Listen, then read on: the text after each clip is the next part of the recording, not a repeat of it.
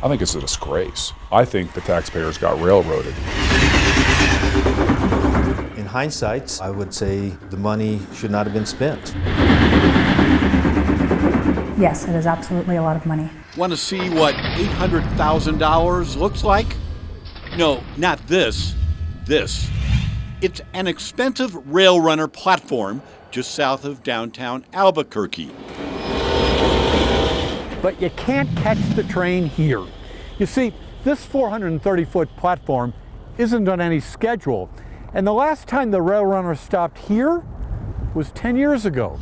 In fact, just months after building this $800,000 facility, public officials simply abandoned it. Larry, I think this project was a train wreck. Mark Moores is an Albuquerque state senator. The way we handle business in New Mexico at state government would bankrupt us.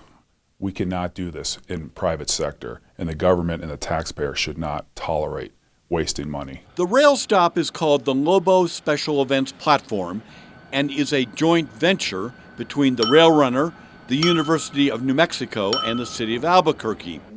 Dewey Cave heads up the Mid-Rio Grande Council of Governments. Well, the purpose of the platform was to provide rail runner service for special events that service the South Campus of UNM.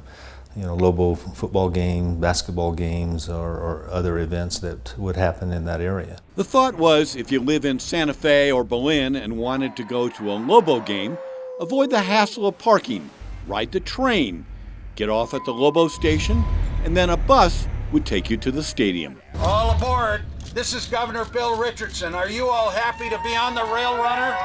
It was the brainchild of Governor Bill Richardson.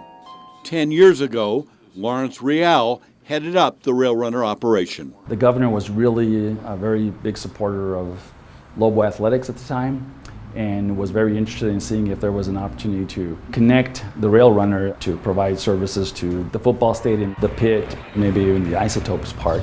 Under the theory, build it and they would come, Governor Richardson doled out almost $500,000 to construct the Lobo platform. Was there anybody who did any kind of studies about the feasibility of building this platform? No, because it was just a conversation that this might be a good place for it. UNM's president at the time, David Schmidley, liked the idea and kicked in an additional $350,000. Cinnamon Blair is UNM's deputy chief of staff. Are you aware of any feasibility studies, planning, any kinds of due diligence before funding this project? No, we're not aware of any type of planning or feasibility studies that were done prior to the project's initiation. Following a year-long construction, the Lobo platform was completed in September of 2009. However, public officials would soon figure out that their $800,000 investment was a bust.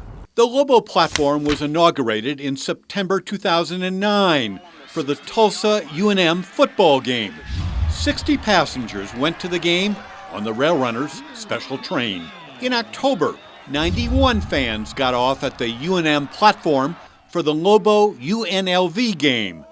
And in November, the rail runner hosted 49 passengers for the UNM BYU game. And in December, UNM ordered up a special train for the New Mexico Bowl to see Fresno State battle Wyoming. Total ridership for this special train, 27 fans. If you have 30 passengers on a train, does that kind of pay for the train? Absolutely not. Absolutely doesn't even come close. Just to kind of break even on running a train, roughly how many passengers would it take? We'd need 300 to 400 passengers at least. After the New Mexico Bowl in 2009, did you ever hear from UNM again? I did not. In fact, the 2009 New Mexico Bowl would be the end of the Lobo Special Events platform. The project was abandoned, the gate was padlocked, and the project would be written off as an $800,000 blunder. We take money from taxpayers, and then politicians get a great idea in their head, and they just spend this money on what they think is a great idea. When you're dealing with other people's money, it's easy just to spend it without actually planning. Do you feel that you owe taxpayers any apologies? No, I feel like we did what the elected officials, i.e. the governor and the legislature, and in this case, even the university asked us to do, which was to build them a platform to serve the public. Real blames UNM for the demise of the Lobo platform. They have the sports facilities, they have all the events there.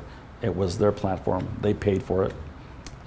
That's where I think the ball was dropped. Is it fair to say this project was a failure? I can't say it was a failure. I think in some people's corner it was a failure, in other people's corner it was an opportunity, and it just didn't work out. Are there any lessons to be learned as a result of this project? We can look back on this project and clearly see that there was not enough due diligence applied on the front end. There should have been more studies on ridership and survey work done to see if people indeed would have used the bus service and the rail runner. As far as UNM is concerned, this is pretty much a forgotten project. Yes, forgotten in the sense that we have not had any further discussions on the use of that platform. Do you have any plans today to reopen that platform? Not to my knowledge. Larry Barker, KRQE News 13.